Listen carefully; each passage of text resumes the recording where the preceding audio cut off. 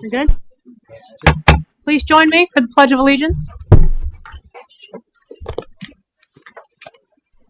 I pledge allegiance to the flag of the United States of America and to the republic for which it stands, one nation, under God, indivisible, with liberty and justice for all. Welcome, everyone. We have a full house. We know it's warm. Dave turned off everything. Everything has been turned off. You're all making it hot in here. But we're glad you're here. All right, so, roll call, please. Mayor Bailey. Here. Mr. Bateman. Here. Mr. Blair. Here. Mr. Hart. Here. Mr. Ori. Here. Vice Mayor Phelps. Mr. Ping. Here. Can we have a motion to excuse? Move to excuse Mr. Phelps. Thank you. Second. Call the roll, please. Mr. Bateman. Yes. Mr. Blair. Yes. Mr. Hart. Yes. Mr. Ori. Yes. Mr. Ping. Yes. Mayor Bailey. Yes. Motion carries 6-0. Welcome, everyone. With us tonight, we have our Director of Finance, Mark Medler, Assistant City Manager, Corey Wright, Clerk of Council, Misty Clark, City Manager, Dave Kennedy, City Solicitor, Joe Braun, Fire Chief, Ott Huber, Police Chief, Michael Gabrielson, our Director of Marketing and Communication, do I have that right or backwards? Close enough. Krista Rose. I think I had that right. Okay. Also, former council members Todd Osborne and Peggy Goodwin.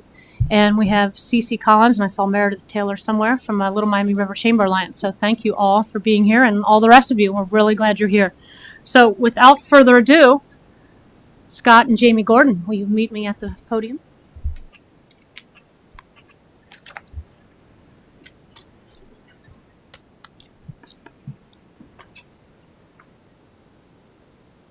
A lot to read. Okay.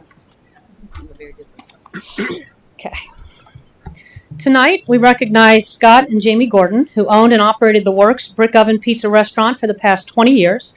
Scott and Jamie grew up in Loveland and graduated from Loveland High School. In 2022, the Gordons decided to invest in their... Hold on. That's not right. What year did you decide to invest in your pizzeria? 2002. 2002. I didn't catch that either. When I proofed it, I didn't catch that either. Good thing I was listening. Oh, yes, in 2002. I passed the quiz. We're doing our best here. The Gordons decided to invest in their hometown and approached the city about operating a pizzeria in the city's old waterworks building.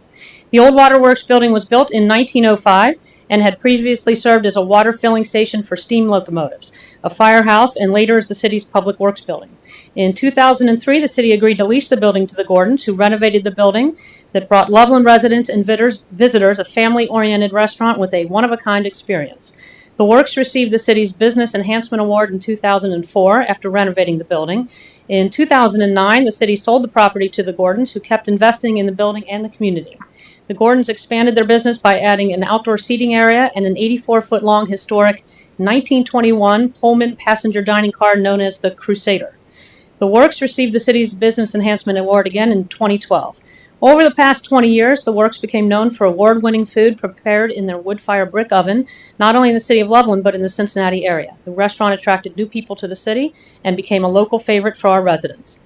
Not only are Scott and Jamie Gordon successful business owners, but they are also valued members of the community who embody the same principles of Loveland's first permanent settler, Colonel Thomas Paxton. Colonel Paxton is credited with many firsts. He built the first log cabin in the area. In that cabin, the first Presbyterian church service was held in the Virginia Military District. He planted early corn in the area. His cabin served as the polling place for the earliest elections in Miami Township. And the wedding of his daughter Elizabeth to John Donalds in 1979 was the first such event to be held between the Little Miami River and Scioto Rivers. Colonel Paxton's relatives are also credited with firsts and often mentioned as prominent citizens in social and political circles. Owen Todd, Paxton's son-in-law, was the first justice of the peace in Claremont County. John Donalds, Paxton's son-in-law, was a surveyor and was instrumental in laying out the first road, or trace, in Claremont County. William Ramsey, son of Paxton's daughter Isabel, laid out the town of Loveland in 1849 and 1850. Thomas B. Paxton, Colonel Paxton's grandson, was a prestigious attorney and leading citizen in Claremont County, or Cincinnati, sorry. Scott and Jamie have made many contributions to the city of Loveland and can be credited with helping to begin the city of Loveland's revitalization. So tonight, it is my honor and pleasure to distinguish both of you as Colonel Paxton Rangers for improving what Colonel Paxton founded. And believe it or not, this is a very big honor in the city of Loveland. I know.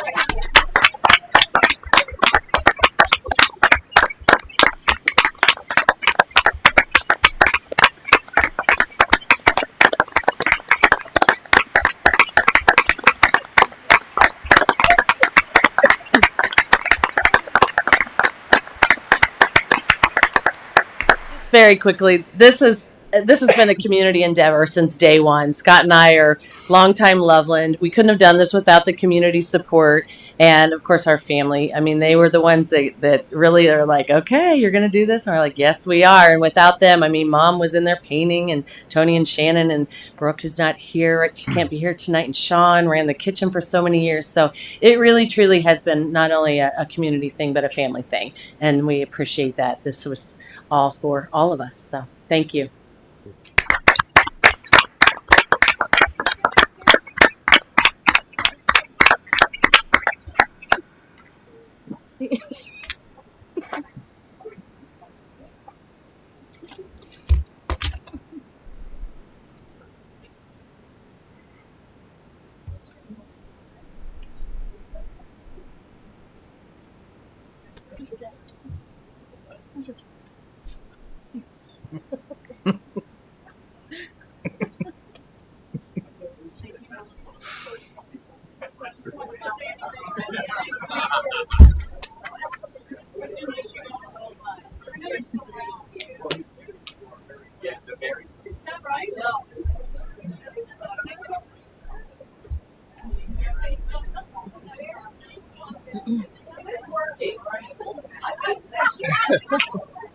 Come unplugged again? What did you do there? Huh? You a waiter? Oh yeah, bartender, waiter. Wow. Saw them somewhere. Bob and Terry Cole. Oh, there they are. There they are. Of course. All right. So we're here also to honor Plaid Rim Records tonight. Let me read a proclamation. I'm going to proclaim. Whereas Terry and Bob Cole grew up around music, their dad is an avid record collector, and they began helping him sell his collection on eBay when they were in middle school. And whereas upon graduation in 2007, Terry created Coal Mine Records, the now international record label featuring more than 50 artists. The label began a funk soul label with a late 1960s, early 70s sound, and later created a sub-label called Karma Chief, signing 4-time Grammy-nominated psychedelic soul band, the Black Pumas. I don't know that. But I'm sure they're great. Yeah, they were great. Yeah, they're fun. And whereas, to continue to grow the label, Terry came up with the idea of opening a record store.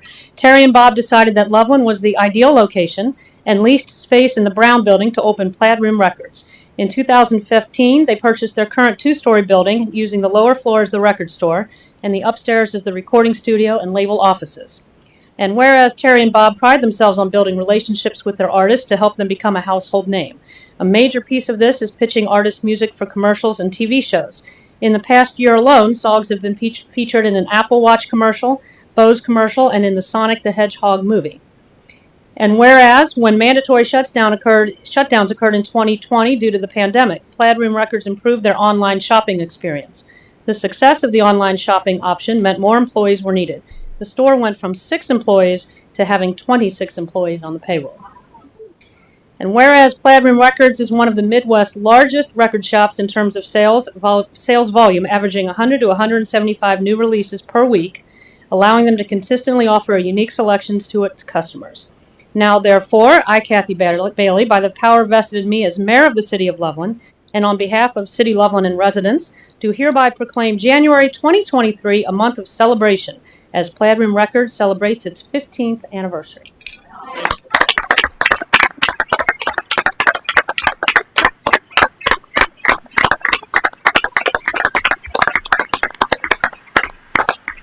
Bob doesn't want me to say anything. But we've really, we cannot thank the community of Loveland enough. It's been wonderful.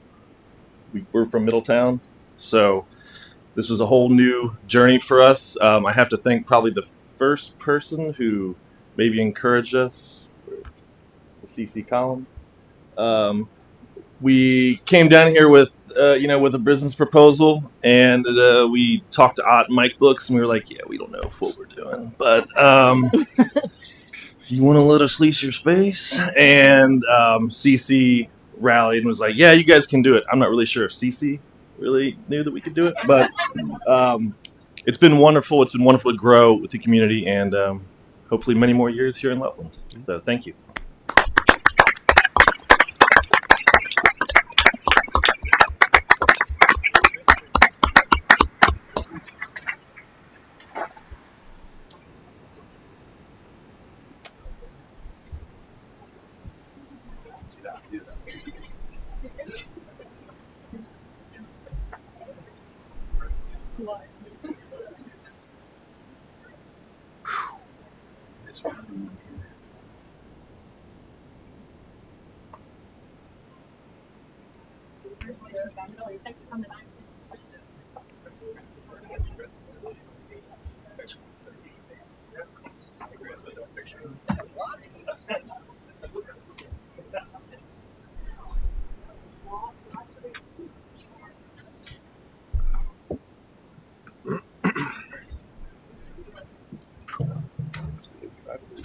It's warm.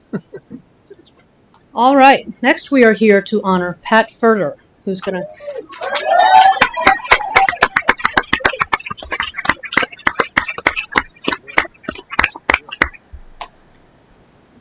have a few things to read. Mrs. Pat Furter helped found the Loveland Stage Company in 1979. During the next 40 years, she volunteered for every one of its productions.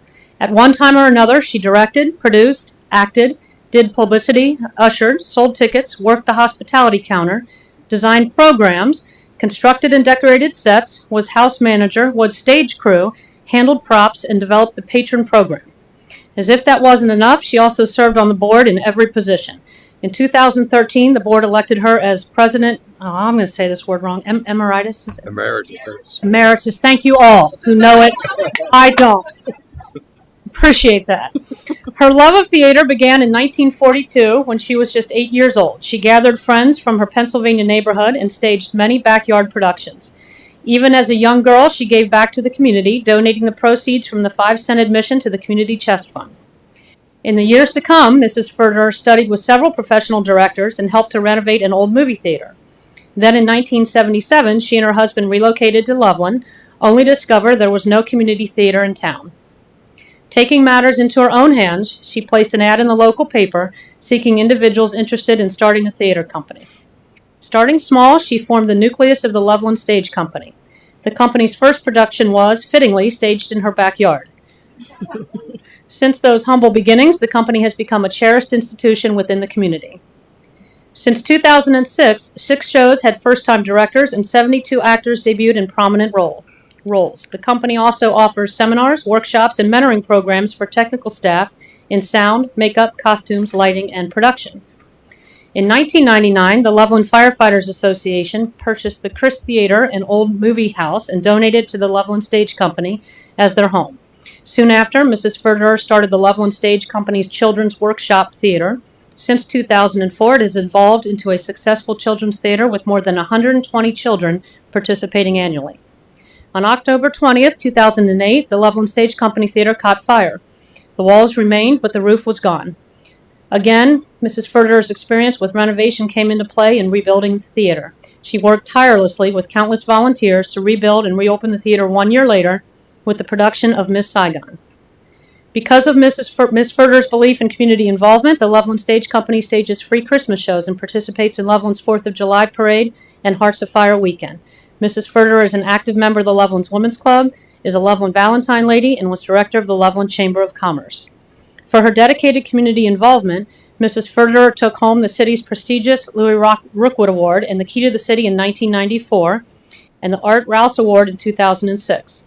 In 1999, the Loveland Chamber of Commerce started a scholarship award in her name for a student who exemplifies her character and spirit. In 2022, Mrs. Furter was inducted into the Ohio Senior Citizens Hall of Fame for her lifelong contribution to the community and theater. Can you come up now, Mrs. Furter?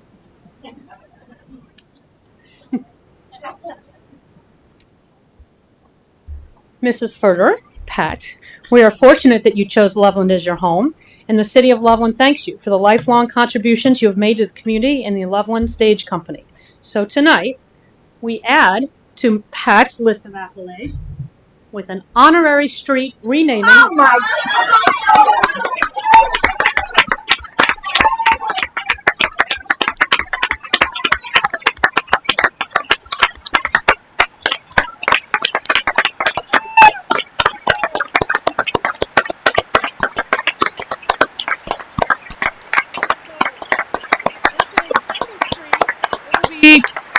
Hold on, they're stopping for you.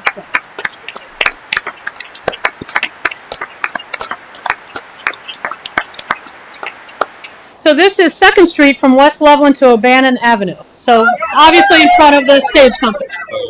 So there'll be one on each end, and this one is actually yours. You better be careful. I know the police chief. Would you like to say something? Oh my goodness gracious. Thank you, Mayor and City Council. I have a whole lot of things I wanted to say. I can't remember them all now, I'm short. I want to thank Kay Buckler, first of all. She, along with Peggy Stouffer, are the ones that wrote this and nominated me for the Hall of Fame. And Kay is here, and Peggy is here. Just put your hands up, girls, so people know who you are. Yes. I have 2 of my sons here and a couple granddaughters, and many Valentine ladies and people I know from around town, the round table ladies. Thank you all for coming. I truly appreciate it. We couldn't do this without Loveland community. And I want to thank Ott Huber and the Loveland Firefighters Association. Thank you for their support. And the City of Loveland has been very, very generous to us. Believe me, they have. Thank you.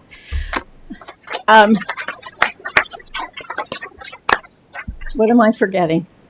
I guess I'm now a senior citizen. I've been trying to avoid that for many years. Anyway, thank you all. It's an honor. I don't normally get this upset over things. But this is something else. Thank you, Kathy, very, very much.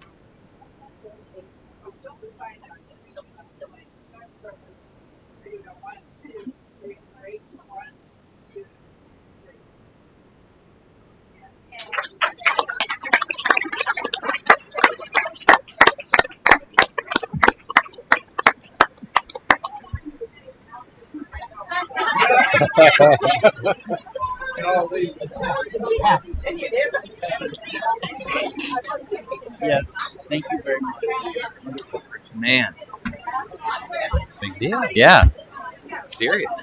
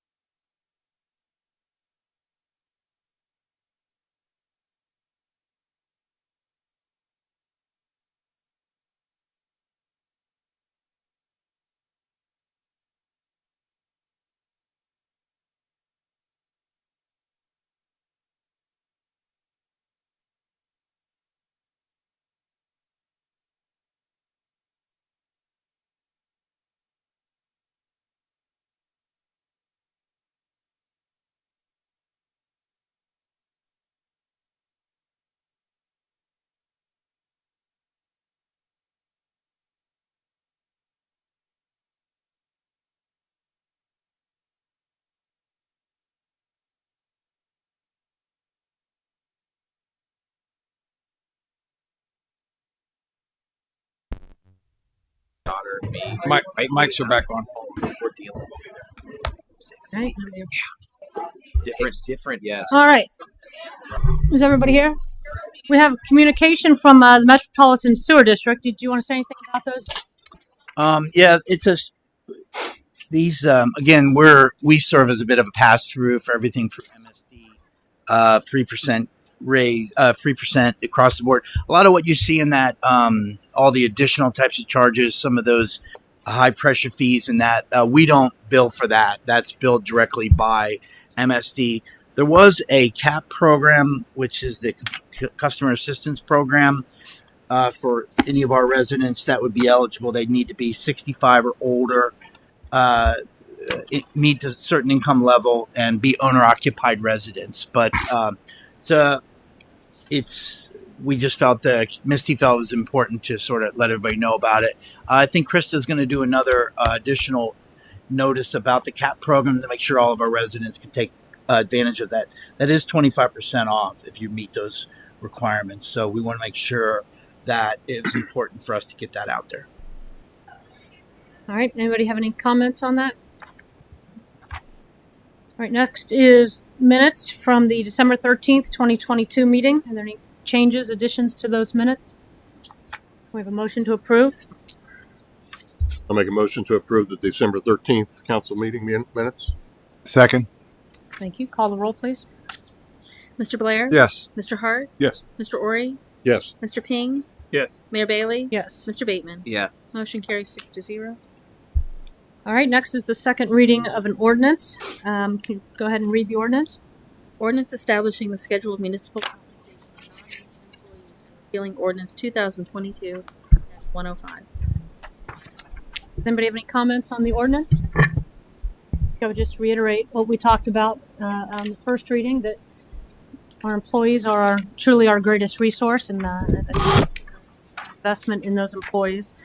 So I think I'm glad we're getting this accomplished for the next 3 years. Doesn't mean something may not change in the next couple, but at least we've got this year taken care of. Call the roll, please. Mr. Hart? Yes. Mr. Ori? Yes. Mr. Ping? Yes. Mayor Bailey? Yes. Mr. Bateman? Yes. Mr. Blair? Yes.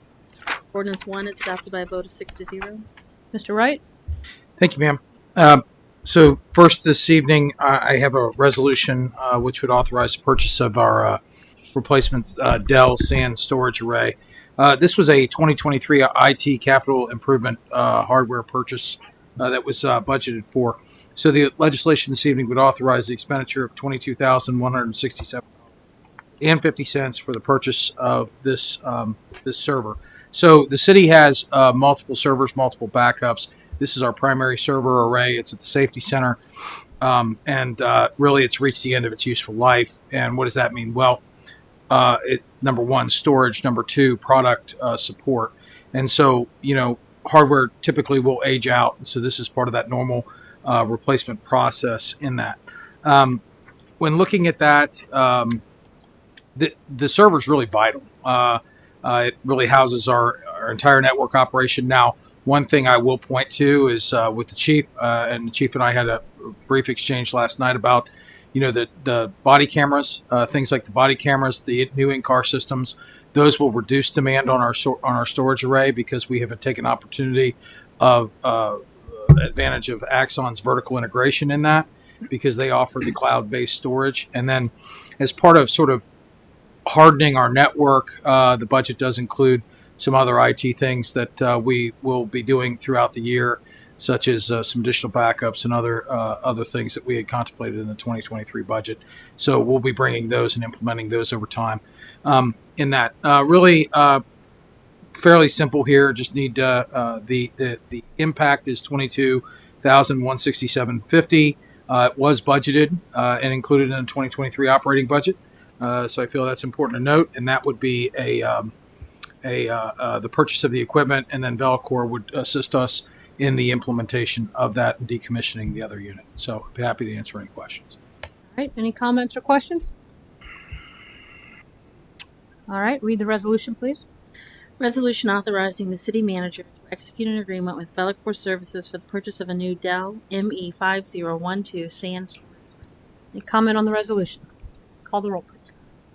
Mr. Ori, Yes. Mr. Ping, Yes. Mayor Bailey, Mr. Bateman, Yes. Mr. Blair, Yes. Mr. Hart. Yes. Resolution 2 is adopted by a vote of 6-0. Mr. Wright? Thank you, Mayor. Next item I have, and again, I'll be brief. I feel like I'm losing my voice here. This legislation would authorize the expenditure of $17,186.58 for the renewal for the Excella building planning and zoning licensing software, code enforcement software that we deploy. So when I started at the city, we were finalizing implementation and working on the online and payment portals. We have those active. Becky Knoll, our permit specialist, really does a great job in the administration of that on a daily basis and assisting that. And some of the reports you get, monthly and year-end reports, are a product of that system. So the city has significant time and resources tied up in the development and implementation and usage of this. At the time that we secured the software, they provided us with a three-year support structure, and this would be, I believe, I think it's the final year of that, and then we'll have the opportunity to do future renewals. The software's been fairly successful. Any software that you have some growing pains with some implementation and some onboarding and all that, but I think by and large we've got a system that we're using, and we'll continue to grow and utilize that system as we become more familiar with that and the capabilities that it offers. So I would point out that we do have the permitting function online now. Citizens are able to apply for permits online, and I think that's a great tool and a great resource for our customers. So the impact would be $17,186.58, and this would be for renewal from January of 23 through January of 24, and this includes support, licensing, the whole 9 yards. Happy to answer any questions. All right. Any questions? Mr. Hart? A two-part question, actually. One, in your description, you said it's been fairly successful. Is this something that we feel like we're pleased with this product? We did the research on it. We went in and bought this. We're spending this pretty sizable amount of money on this, and this is the last year of that service plan, as you noted. So is this something we're pleased with as a city? Is it doing the things we needed to do? And secondarily, is this something that we're looking to go a different direction with based on what we're seeing right now? I can tell you that absent a catastrophic failure with Excella, I am not a big believer in switching permit systems. In my prior employment, we had an issue where we had older software systems that were kind of legacy systems that were the companies were either sold or they ended their support life on that, or nobody was around, or the guy retired, the guy that wrote it. So I am not an advocate. Once you have a system, I think you should stay with that system and continue to build on that. And I think the city went through a pretty robust, evaluation process. And then on top of that, we went through a pretty, significant effort to build the system and customize it to the extent that we could. So I certainly, absent some catastrophic, Excella ceases to exist, which I don't believe that's going to happen. I would not recommend that we change software at this time. I think that, our staff's comfortable with it. We're utilizing it. We now have the online permitting function. So I think, we obviously would reach out to them for budgetary purposes in the following cycle, and then be able to, hopefully they'll offer us another multi-year agreement. I'm not sure if they will or not. But So I guess within that $17,000 for this agreement we're paying, is this product malleable at all? Are they responsive to the things that maybe we need to see changed? They do, and Becky corresponds with them, on a frequent basis. We have a support team, and then there's general forums that they provide too, like tech and help and stuff like that. My experience, I've had a couple of questions, mainly, I forgot my password or something like that, and they are right on the spot, and they do a good job in that support. So, Great, thanks. Mm-hmm. All right. Any further questions? Yes, Mr. Bateman. It says we have 6 licenses. Does the rate change? And it's like basically a multi-user license. Is there a limit on the number within the multi-user? Well, we pay for the 6 licenses. So we have seat licenses for building, for zoning, We have a plans we have a plans examiner building official function there too. And then I am able to access it as well. So I think that we have adequate capability in that. And that way, if you have multi-users in the system, you don't run into any. I'm not sure if they're floating or if they're individual licenses. I could get the answer to that question. But Really, I'm just asking: are we at capacity? Is that enough? Do you foresee having to add more licenses, and would that increase the cost? Unless we have some, I think what we have now is adequate for our staffing that we have now. Thanks. Any further questions? All right, read the resolution, please. Resolution authorizing the city manager to continue for an additional year the agreement with Excella Inc. for the Excella Civic Platform Planning, Building, Business Licensing, and Code Enforcement Annual Software License and Support Renewal. Any comment on the resolution? Call the roll, please. Mr. Ping? Yes. Mayor Bailey? Yes. Mr. Bateman? Yes. Mr. Blair? Yes. Mr. Hart? Yes. Mr. Ori? Yes. Resolution 3 is adopted by a vote of 6-0. Mr. Wright. Thank you, Mayor. Next item of business, I have a resolution authorizing the city manager to enter into a contract with Advanced Community Enhancement, LLC, for the demolition of the decommissioned Public Works Office building located at 10980 Love Madera Road, and authorizing an expenditure of $22,950 in furtherance of the same. So, again, no need to relive history. The city authorized a new Public Works facility. The building's beautiful. Gleaming new solar panels on top of it, and the staff are moving into it here soon. Actually, they're in the process of moving into it now, and we are buttoning up that construction project. With that, we obviously have a need to kind of clear the lower lot to eliminate the old building. The building is of no longer any value to us. It obviously has significant issues, and removing the building will allow us to utilize the lot for circulation, parking, storage, the whole 9 yards.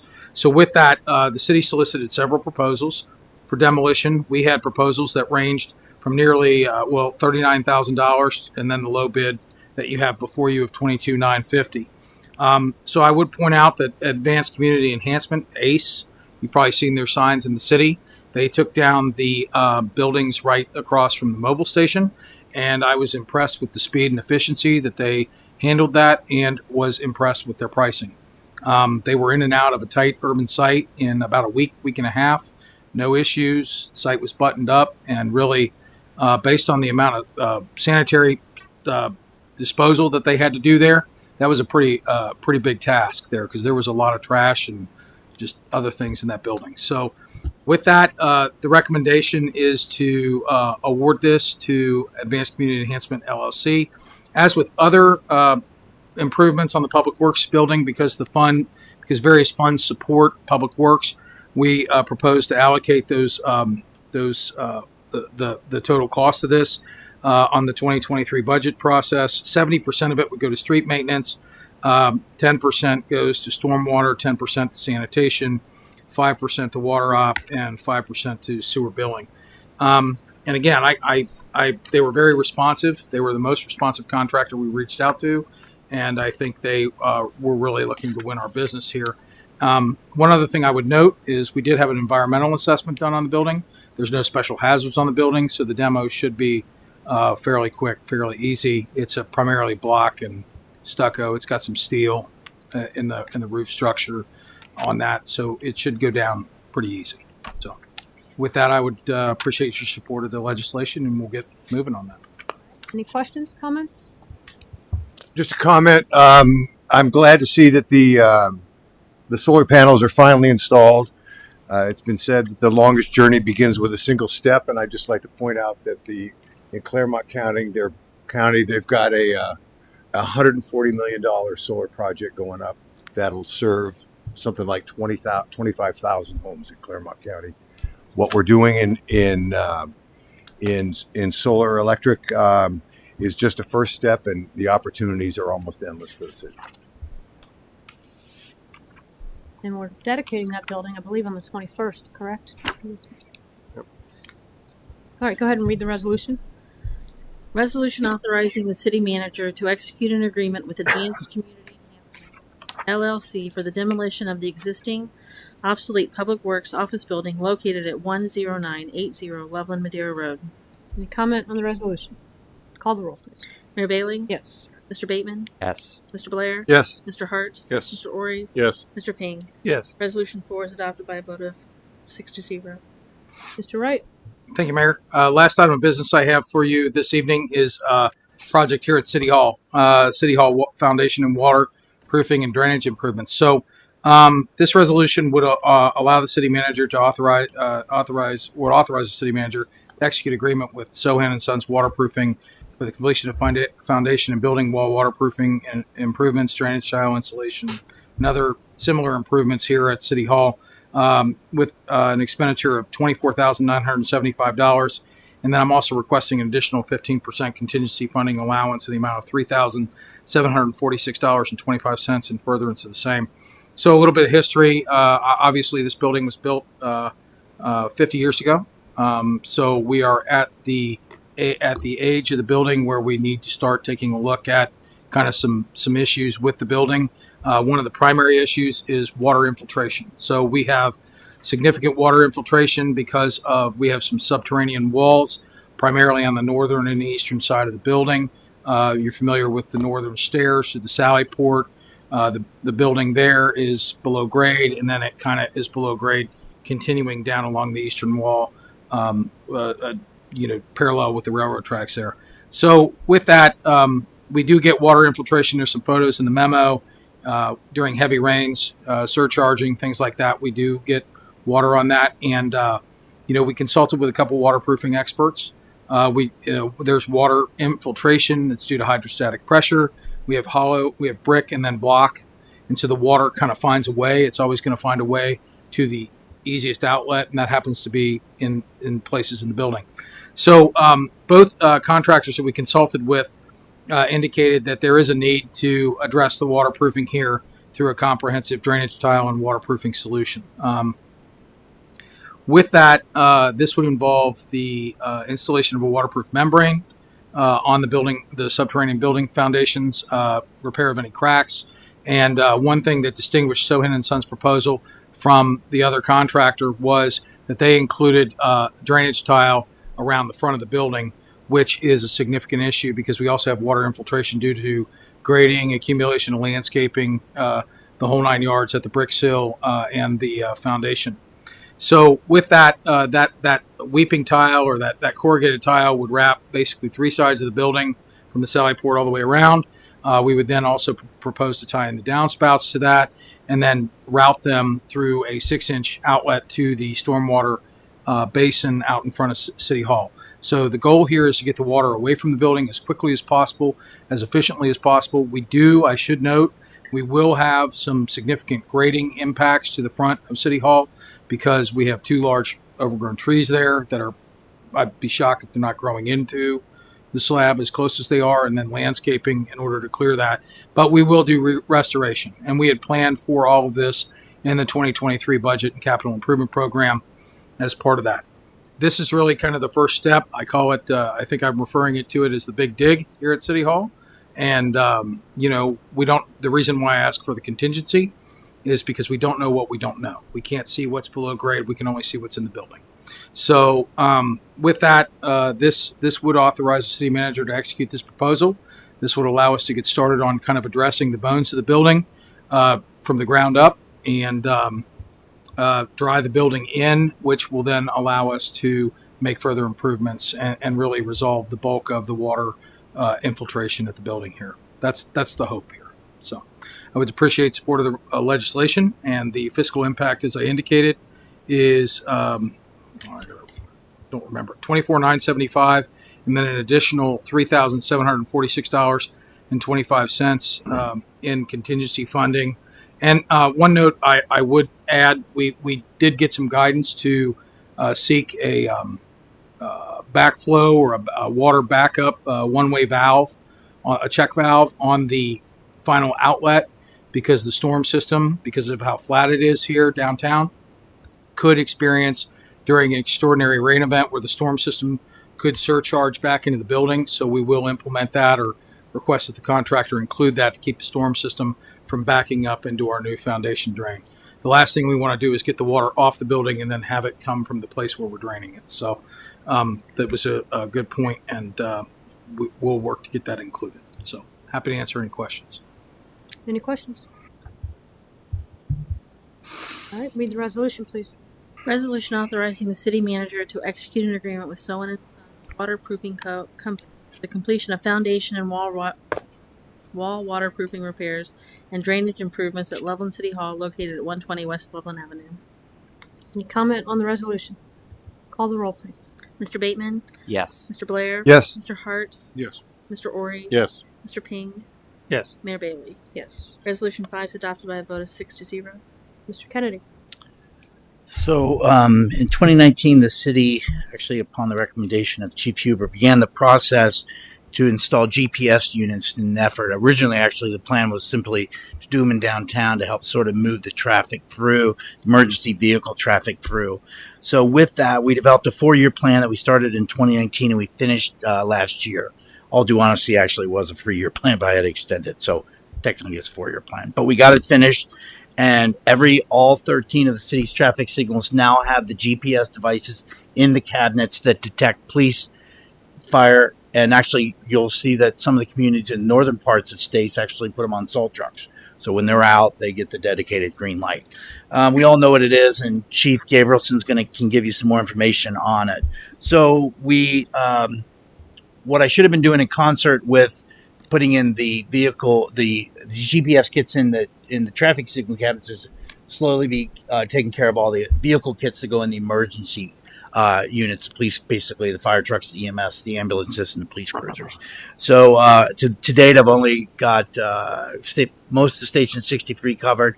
We have some units at Station 62, and Chief Gabrielson and I proposed 5 for the police cruisers. As is becoming pretty common, budget came in a little high, and to stay within budget, we're going to reduce that to 4 units. These are the vehicle kits that will be installed by PAR, that'll be installed separately.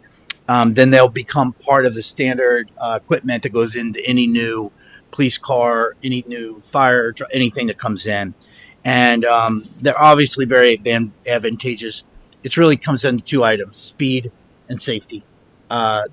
Safety not only to our trucks, but to those people, and Chief Gabrielson can ask you any questions. So the resolution is simply to authorize me to, through Pathfinder, they are a sole source dedicated supplier of the units that we do. I wanted to pick on that before we bought the first GPS cabinet. These are the detectors that are in the vehicles. It was very clear.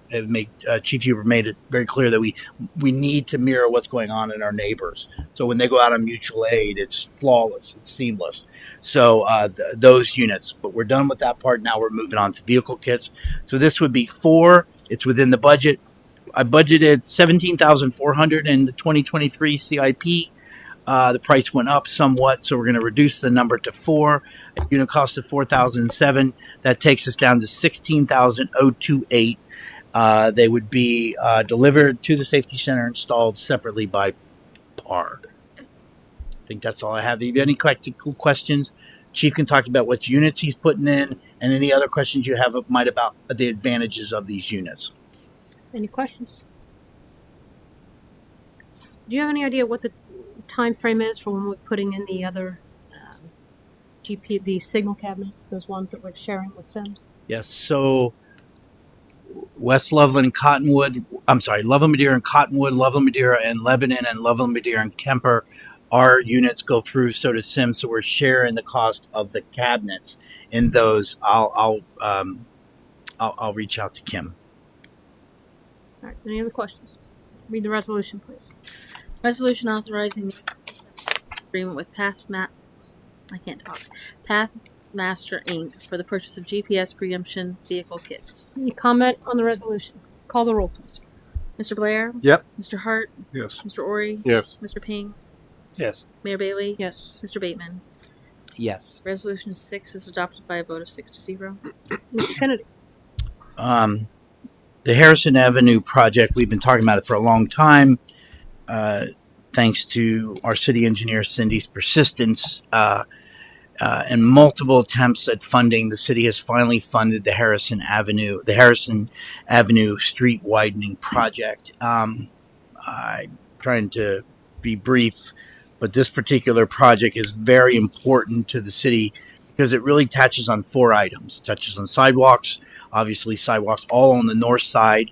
But remember, this project will create a road all the way Harrison, going all the way up to First Street. That's the part of this that's hard for you, that will really come together as you'll see this. So it will be sidewalks with curbs, north side from Carl Brown to the bike trail, and then up from there all the way through what we call the McCoy lot. That's the gravel area over here. And this will create the intersection. That's the sidewalk portion of it. The road alignment, I sort of alluded to that. This will be the lead in right to the ramp of the parking facility. It will also allow us our future plan, which is to run sidewalks from the barber shop up into this intersection. All roads then for all parking will go into that. That is a pretty significant aspect of it.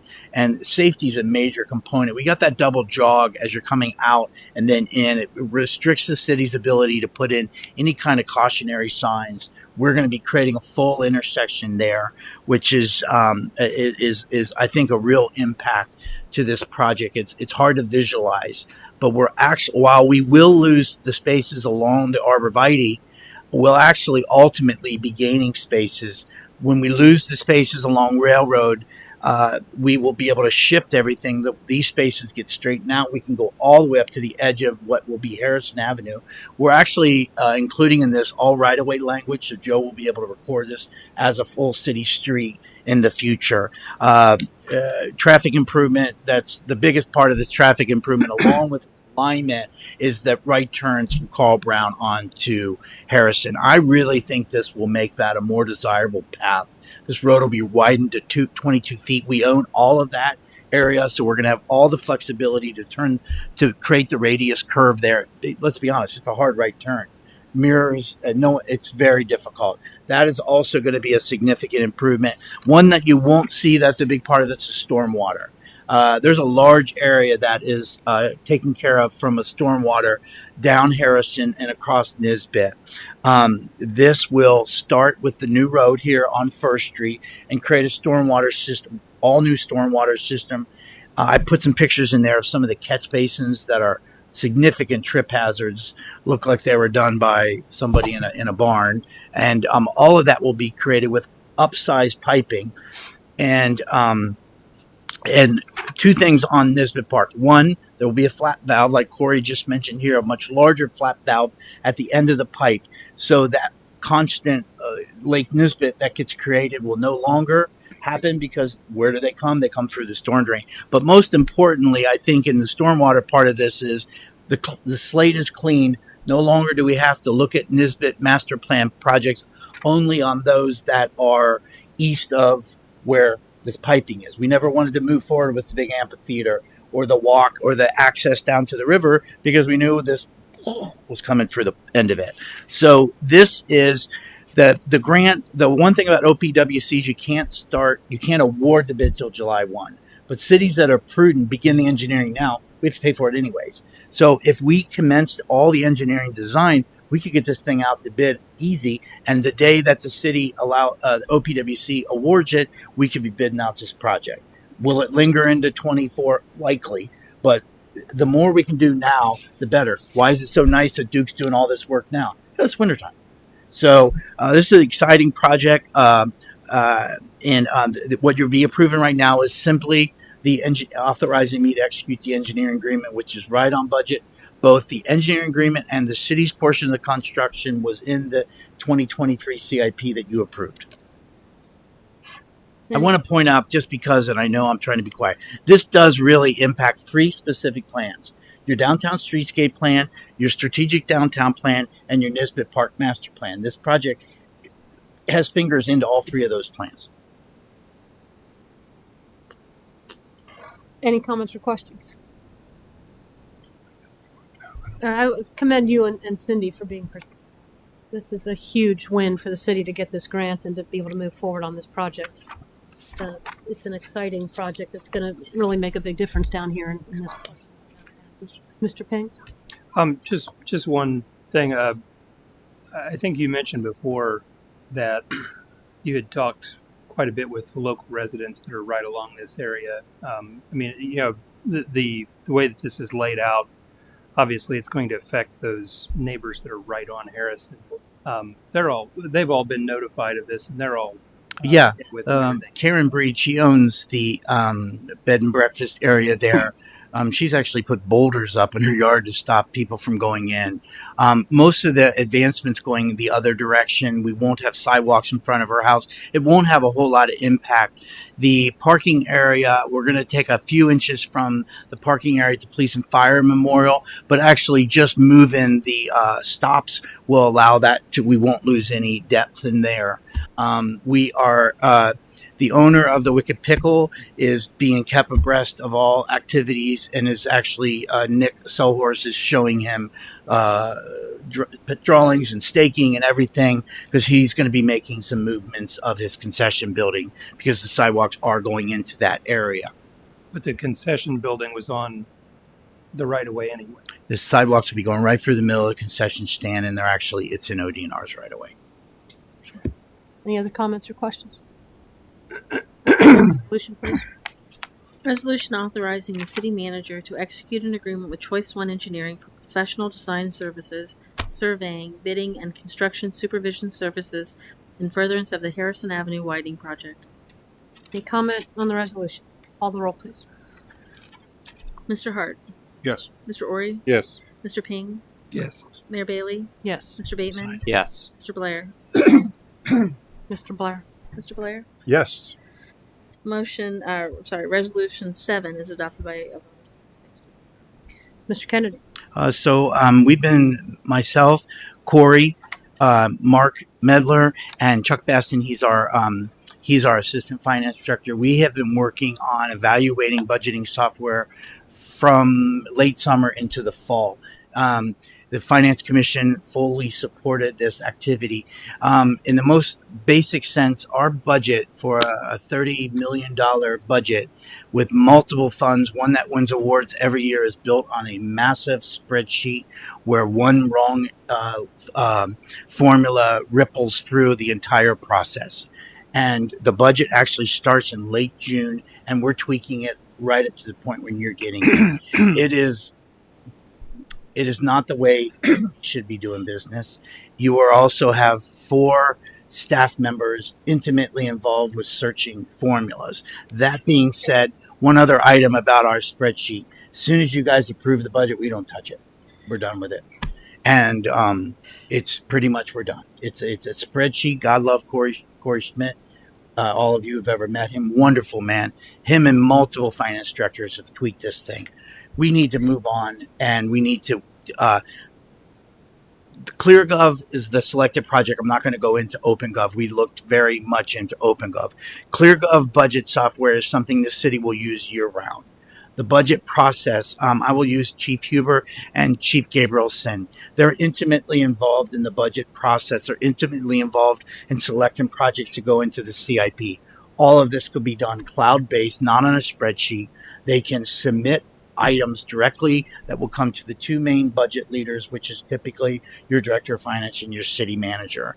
Throughout the budget process, all of the individual accounts are being coded at any point in time. We can see the bottom line. At any point in time, we can do, Mark's, I'm thinking we're going to just go ahead, go across the board, 2% increase on all our electric bills. Done. Every account is done. All of our debt service will be automatically affiliated. It is a really significant way for this city to manage their money and to manage their budget. So that's all what it does up to the point where it comes to you guys. What goes on from that point on, if I was a resident in this city and I think open checkbook is cool with the state of Ohio, that's nothing compared to what this will provide to our residents through their transparency module. They'll be able to click on projects. They'll be able to follow projects. I bet that if you did the number of clicks on that PDF from the time we put it in to the end of January, it's 50. And then from that point on, I bet nobody clicks in that budget. This will transform the ability for us to say to residents, Everything you want to know about our budget's in there. Some cities actually say it results in less public records requests. So with that in mind, we have selected this program. This program comes with 5 modules, and each module, there's a significant savings for us going all modules. We want all modules: operating budget, personnel budget, capital budgeting, digital budget book, and transparency. Digital budget book and transparency are sort of the same. Digital book creates it, transparency creates the story that you're going to be able to click on everything about the city. We at this point in time, we want to go with the entire suite, which is a significant savings. So for this year alone, the total fee would be $26,400, which is prorated, and then it'll go up 3% each year. There's a $9,000 setup fee that is being waived. We would likely commence this immediately. Because the budget impacts so many different accounts, we're spreading this out over the course of 21 accounts. I don't include things that are simply debt, pass-through accounts, so on and so forth. And I certainly would never include a TIF fund or something like that, because it's not legal to spend even this kind of fund. So that is what we feel is the best budget software that the city will use year-round. We'll be able to provide City Council and the Finance Commission extremely accurate, up-to-date, easy-to-read reports, customized to anything that they want throughout the year as Finance Commission. Any comments or questions?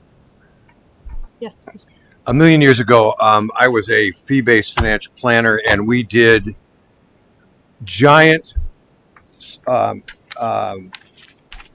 projections and financial plans on a giant single Lotus spreadsheet. You guys don't even remember Lotus. I do. But so the notion of being able to go to that from that to a cloud-based system is light years in improvement. I can't believe that we're still up to this point, we're still on that giant spreadsheet.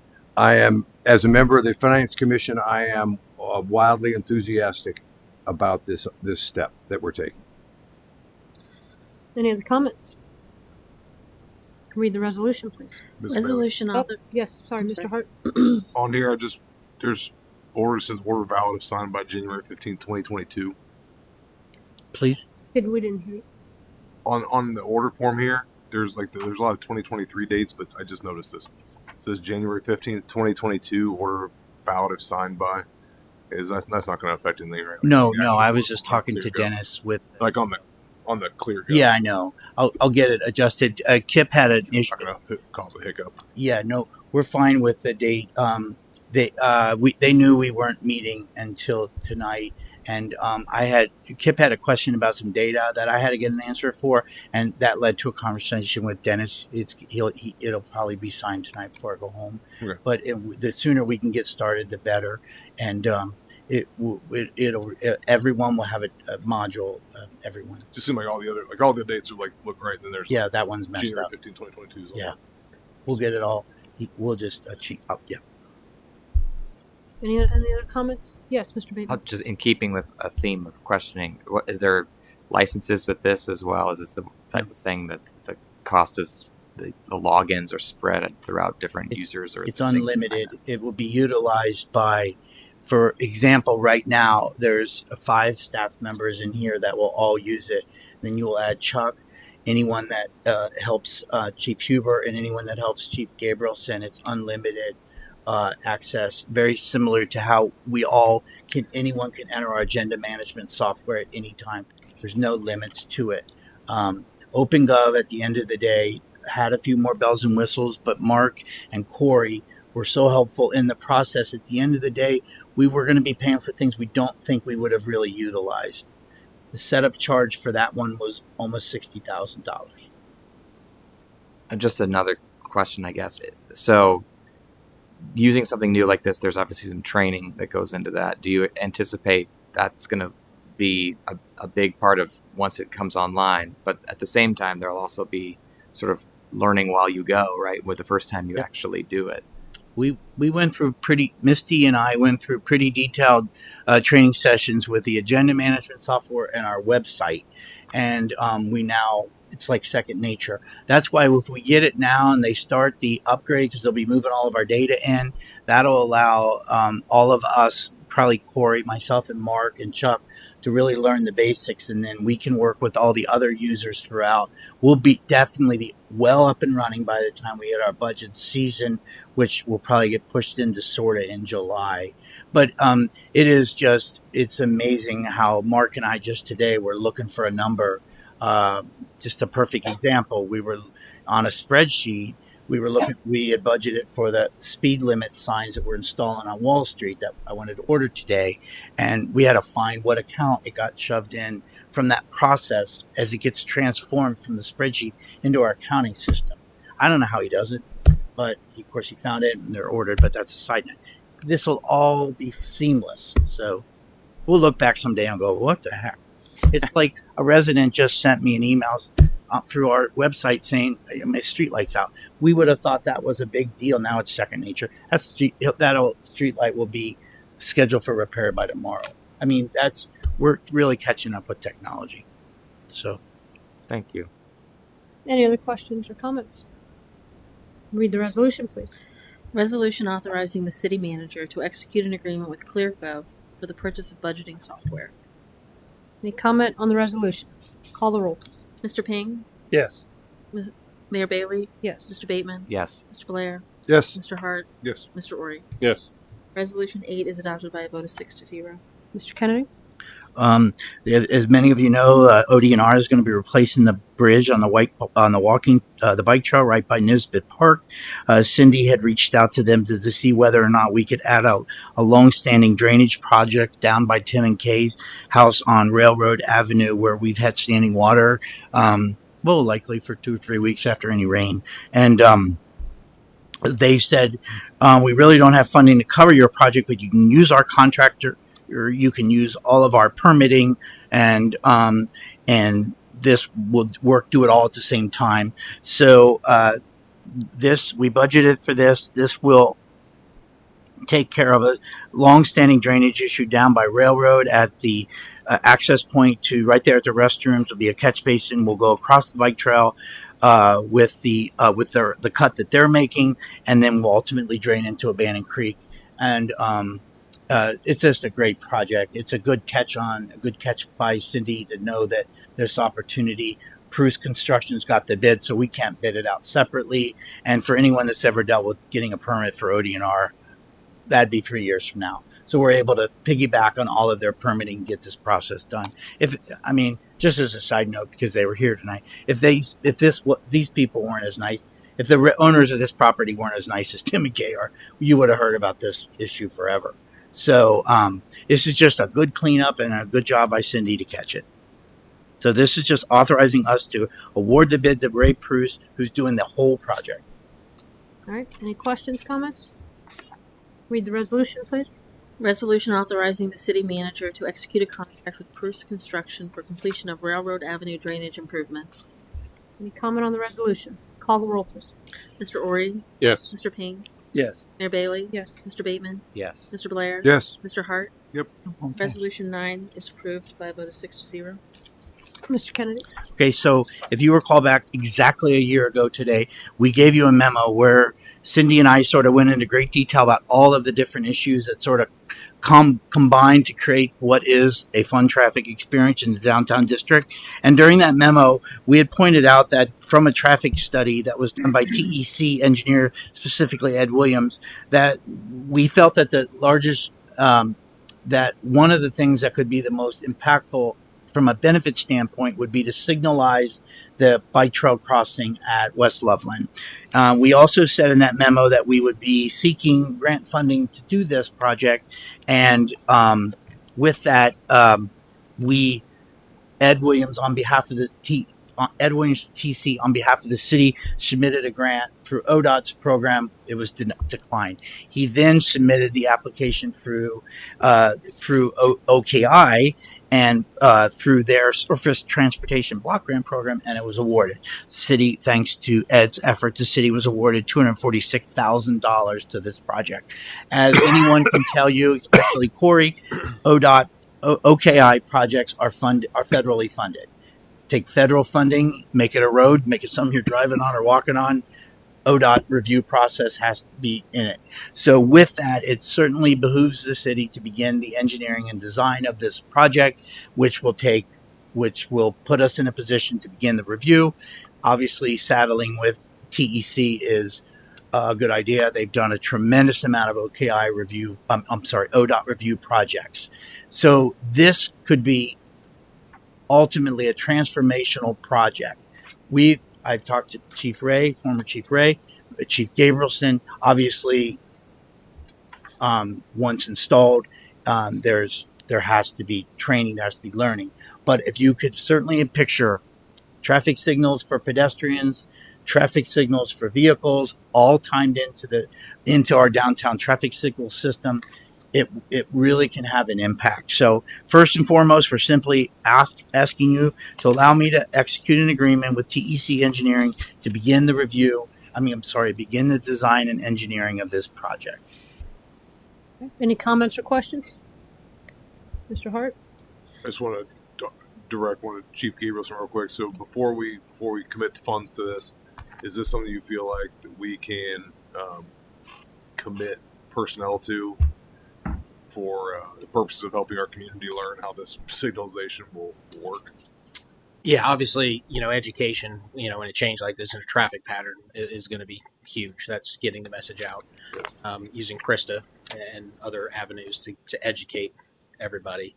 But I think anybody that's out there, especially the users of the, bike path, I think are actually going to appreciate this, that they will then have, dedicated time to get across versus now where it's, they stand and hopefully somebody's going to slow down, somebody's going to stop for them. So yeah, it'll be education to start. And then yes, we will definitely, during that, there will be a period of time where we will be able to assist the citizens in educating them. It's not going to be an automatic enforcement from Jump Street. It'll be a period of education for them. Perfect. Thank you. Mr. Bateman? I was going to ask how long do you think it will be before they complete this the design?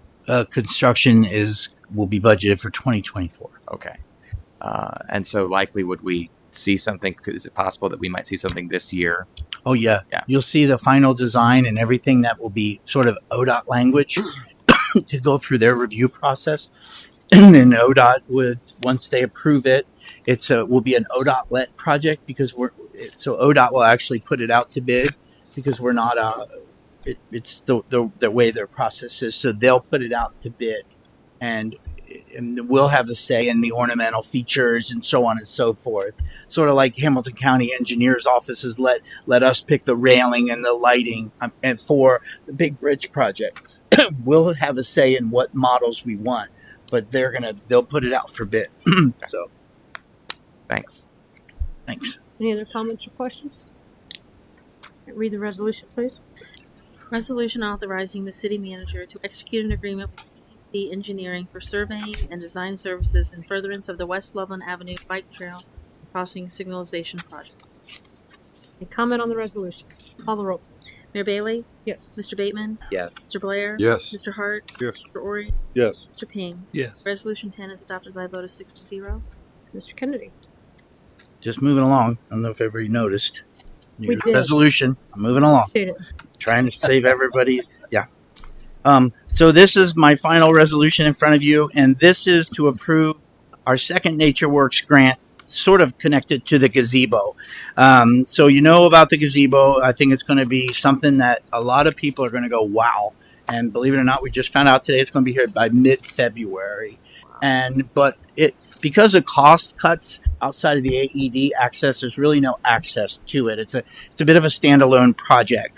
So when it came to this year's Nature Works funding, we actually were looking at potentially applying for another restroom more towards the southern part of the downtown district. But NatureWorks funding is based upon specific county allotments. And for some reason, I don't really know why, Claremont County allotment was way too small. It would have never had any, even made a dent in the cost of the restroom. So when we tried to pivot, we circled back down to the Nisbet Park and trying to come up with the next phase of projects. Remember, at this time, we didn't know that Harrison was coming. So we were trying to look for what would be the most logical next step for Nisbet Park Master Plan. And what it was to us was the connector, the connector, the trail connector that was part of the Nisbet Park Plan. And that will not only pick up what we didn't get with the gazebo project, but in that it will allow access to all of the northern parts of the park, but it will clearly define what is the seating area, which we hope to get through another grant source. And this entire project, all of the trails, so Coria will be back likely at the next meeting with the cost to do this construction. Hopefully it'll be done in line with the same people doing the foundation for the gazebo. But it is a really pivotal part to Nisbet Park. And the only reason I sort of showed you the plan below it is the Nisbet Park, I think, well, all of the city's plans got a lot of public input. And remember, the city's completed 4 plans in the course of about 3 years. The Nisbet Park plan got a significant amount of public input. So I think it certainly behooves the city to try to mirror that plan as much as possible. I think the gazebo will mirror that plan. It's 24 feet. I think you're going to see weddings there. I think it's really going to be something. It's going to be very well lit at night. I think and that's why I sort of showed you the sort of how the plan fits what we're doing. And so ultimately the city was awarded $28,422. The city will put in a local match of $9,474 and for a total project cost of $37,896. So all we're doing tonight is just authorizing me to execute the grant agreement for the NatureWorks project. And what Corey will try to do is we'll try to spend right up to that maximum amount, all that's budgeted. So we'll certainly put in the walkway.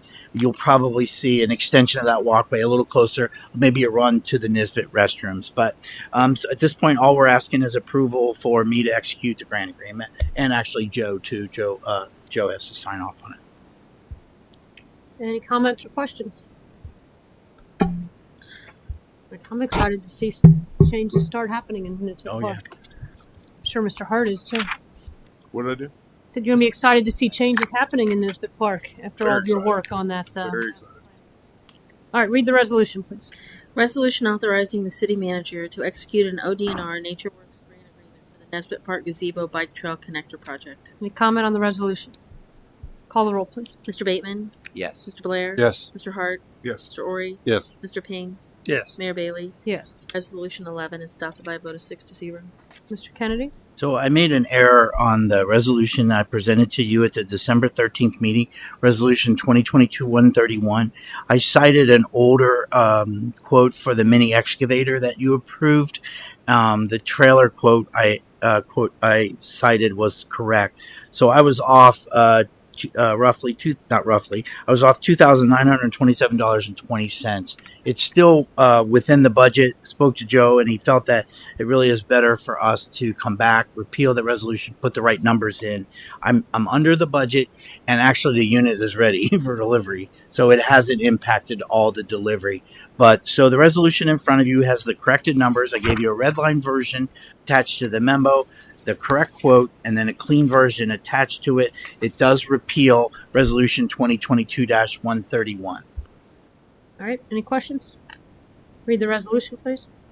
Resolution authorizing the city manager to enter into a contract with Pilot for the purchase of a mini hydraulic excavator and trailer and repealing Resolution 2022-131. Any comment on the resolution? Call the roll, please. Mr. Blair? Yes. Mr. Hart? Yes. Mr. Ori? Yes. Mr. Ping? Yes. Mayor Bailey? Yes. Mr. Bateman? Yes. Resolution 12 is adopted by a vote of 6-0. All right, I think next is Council Manick, Mr. Kennedy. So I'm going to touch on something. I'm going to turn it over to Corey real quick. The City Council's goal of pursuing goal of pedestrian and bike lane connectivity. We're ready to go with our first phase of the Loveland Miamiville Road sidewalks. I met with quite a few of the neighbors. They asked for some modifications. Looks like Choice One's going to be able to meet that. I reached back out to one of the neighbors and told them what we were working on. They seemed pleased. Consider a goal to have annual budget of 1.25. You approved the budget once again with 1.25 for your road program. That I don't think goes without notice. This year I'm going to stop pilfering it to do other projects. So we'll be doing some work in the Heights this year. I think that's a good one. Explore ways to stabilize the water fund. Your water main replacement fee that you adopted. We've reached out to the public pretty significantly. It's currently been billed. It's currently bringing in revenue. As Krista, she added that the biannual newsletter went out in November. She's produced videos for Loveland News. She just keeps doing a stupendous job. Develop staffing plans to accompany the financial plan that will support. We made a lot of key hires recently.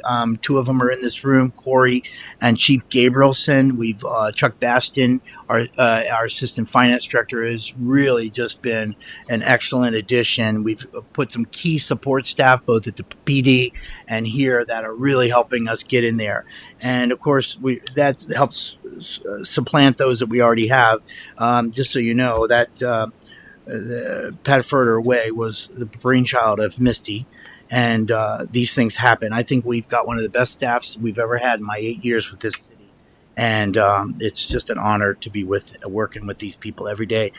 Financial sustainability plan from a building standpoint, I think we're really investing. Corey brought a project for you tonight. If you've seen the back offices, this carpet predates Wayne Barfels. 4 or 5 city managers ago. We're patching walls. We're getting carpet in. We got improvements coming to this room. 2024, the roof, that new public works building, and that piece of junk from 1973 will be coming down soon. And not to mention you got the parking at the safety center in 2022. What a great addition to that important building. New technology. This is my last one, by the way.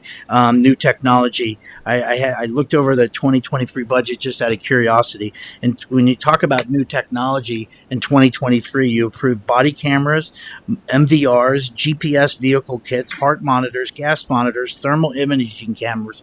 So not only did you invest in your technology, you invest in your technology for your public safety. And that's a pretty significant thing. Corey's going to take over all the projects he's working on. Thank you, Mr. Kennedy.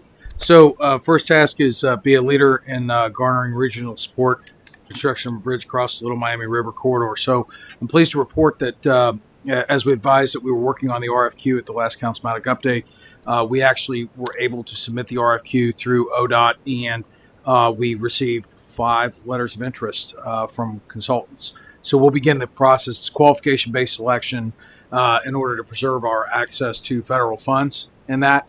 And so we'll begin the process, Dave, myself, Ms. Kloffenstein, with the assistance of ODOT staff, will review those letters of interest and rank them, and then begin the process of negotiating scope. So that's a pretty big deal. And obviously, we had in the 2023 budget, City Council approved funding to really be a leader on that. So we will initiate that study this year once we select a consultant and get a scope and contract underway.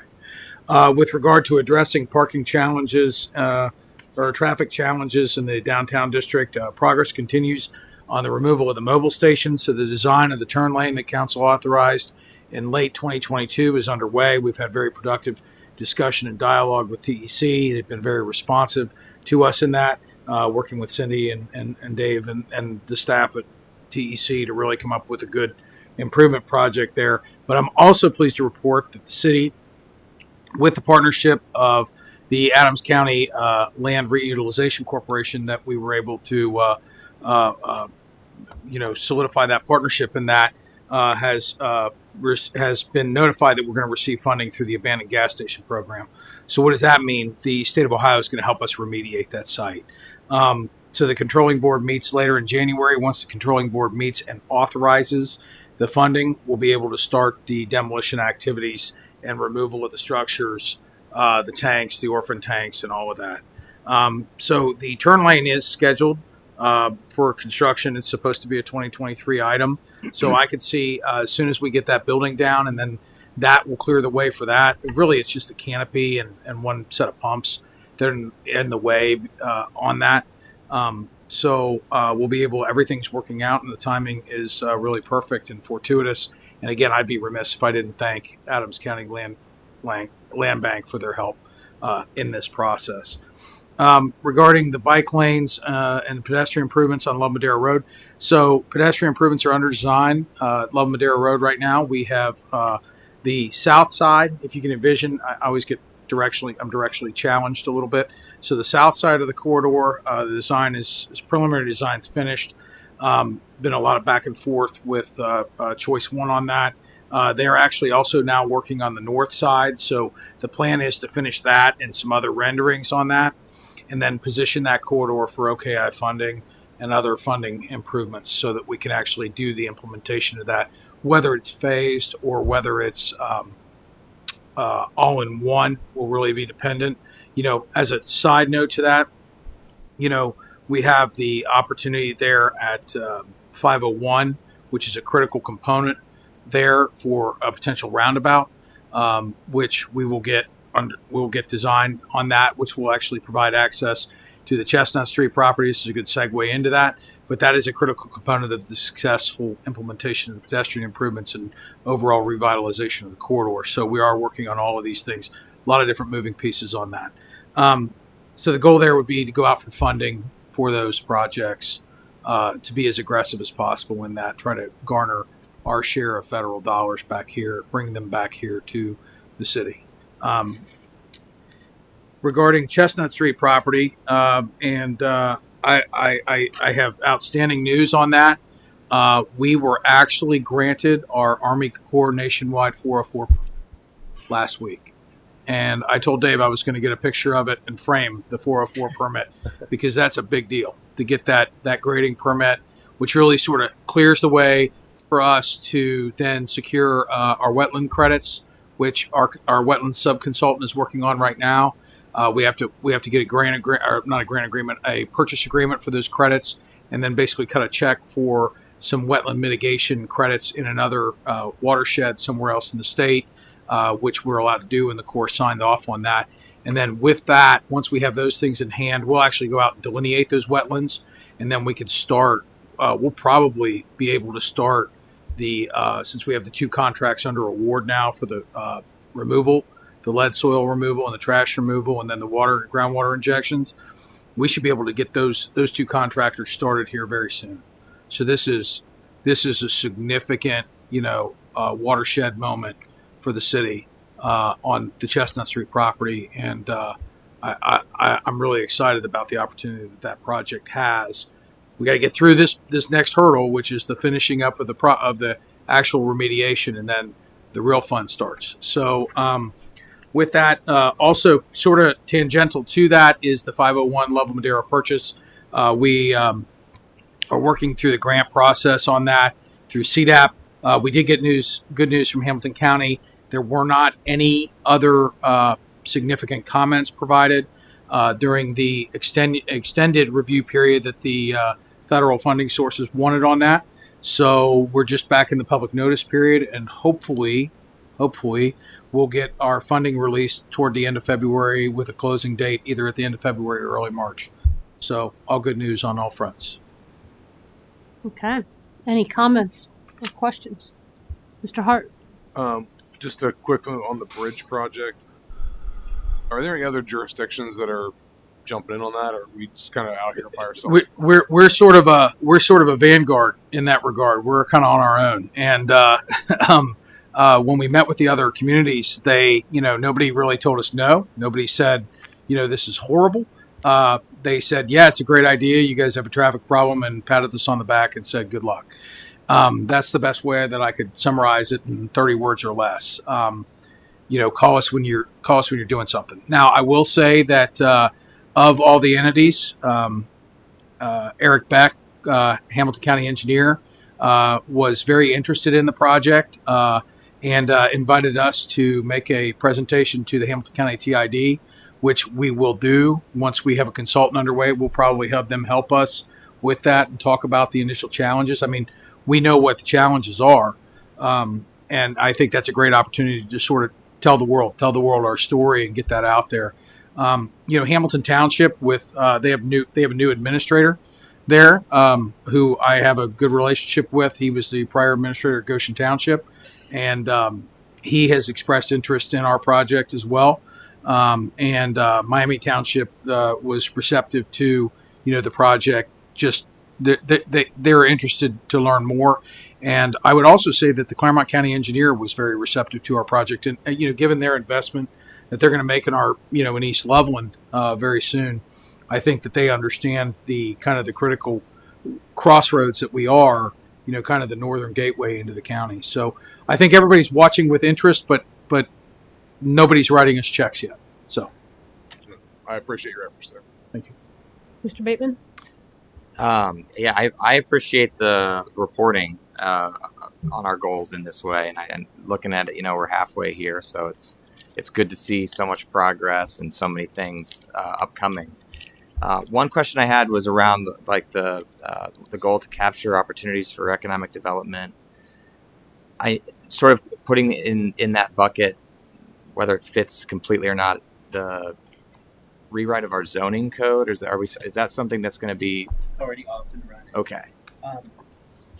Liz Fields, who's with McBride Dale, who did the comprehensive plan. Remember, a big part of this zoning code is not because it's extremely outdated, but it is to create a zoning code that helps make your comprehensive plan work. Otherwise, your plan is shelf worthy. And Liz is basically contracted for the city as a city staff member. So we are able to basically use those funds to utilize her for the zoning code. So that is off and running. Corey and I already met with her. It'll be a big part of the year. We'll bleed into next year.